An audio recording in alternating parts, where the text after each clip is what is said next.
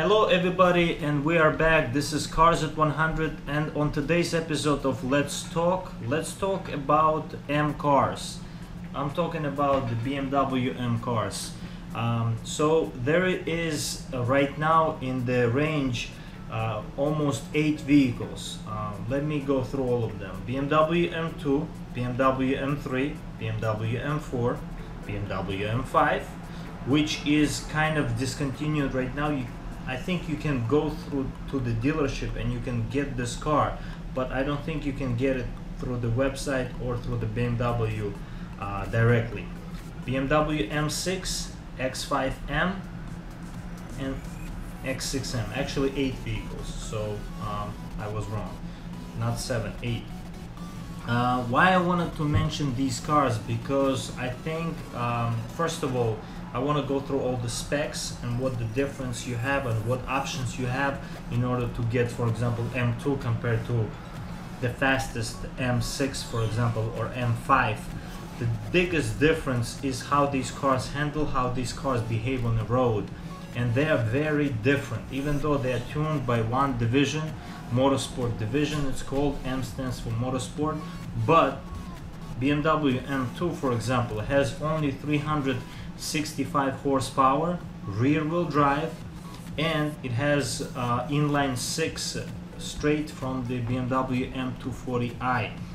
Why that is important? Because inline 6 have always been the stepping stone in terms of the performance for the BMWs of the past. For example, E46 had a straight 6, that's why it sounds raspy and interesting. And actually BMW M2 right now sounds more interesting, in my opinion, than M3 or M4. Even M5 or M6, if whatever rows your boat in terms of the sound, more brutal of course sounds M5 and M6, but I'm talking about more direct and more in your face type of sound, more straight type of sound from the exhaust and from the engine. I think better job does BMW M2 in terms of that. Why is BMW M2 so different than other BMWs? Is because of the driving dynamics, of course. The driving dynamics and the way the car behaves on the road is more interesting, for example, than M3 or M4. In terms of speed, of course, M3 and M4 gonna be faster, and on track they're gonna be faster.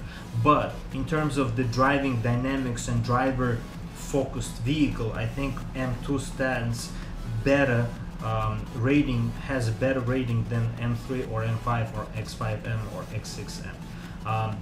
Also, how is it different, for example, than M3?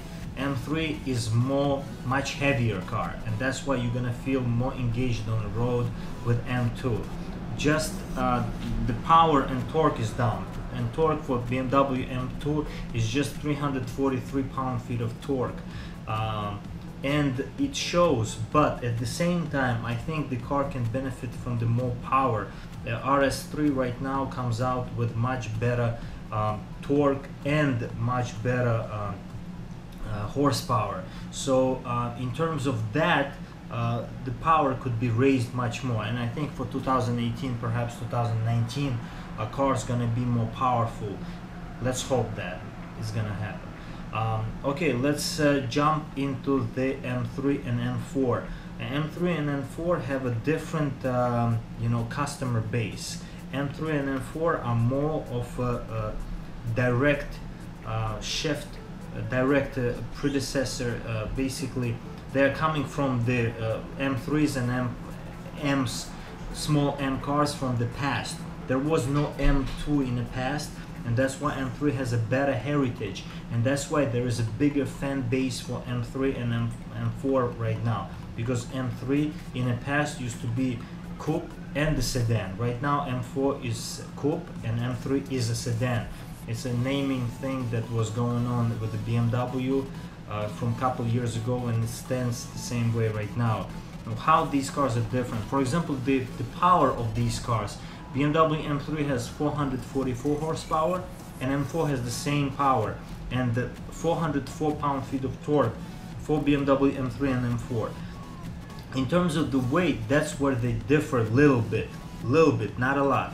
3,540 pounds for the M3 and 3,530 pounds roughly for the M4, and that's where these cars are lacking in terms of the driving dynamics compared to M2. They're less engaging to drive than M2, but at the same time more in your face type of performance. So if you push the gas pedal on these cars, on M3 and M4, the car surges much faster. The driving dynamics is more numb, but at the same time they are more of a brutal in terms of the feeling. So it's less raw, of course, than M2, but at the same time it's faster. The cars are faster. Let's jump into M5. M5, as you remember, I reviewed recently, and M5 has a bigger history than, I think, M3.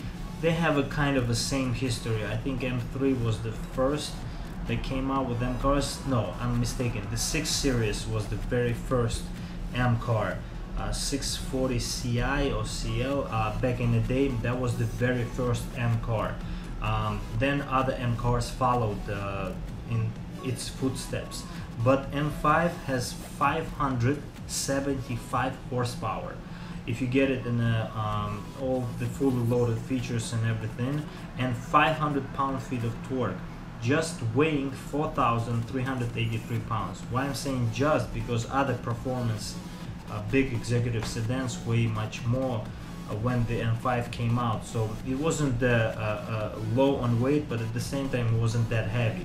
So in terms of the driving dynamics, BMW M4 gives you even more raw speed and raw performance compared to M4 and M5. The driving dynamics get lost there even further than M2, so we are going further off the driving dynamics in terms of driving engagement, driver engagement. So M2 has the best driver engagement, M5 has so far the worst, but it's different. I can't say the worst, because there are people who like M5 more because of the brutal speed and how fast it accelerates. M2 cannot provide you that. But in terms of driving dynamics, from 0 to 30, from 0 to 60, M5 is less engaging than M2, because M2 you can take that on the 60 miles an hour, you can take corners, and car is more interesting. With M5 you have to be more careful with the throttle intake input, and you have to know how to handle the car. It's more snappy. The back gets loose even more than the M2, so you have to be careful with the M5. M6 has the same engine, same torque, M6 Grand Coupe and M6 Coupe, same 567 pound-feet of horsepower, I'm sorry, and 575 horsepower, I'm sorry, and same 500 pound-feet of torque for the M6 as well, and M6 Grand Coupe.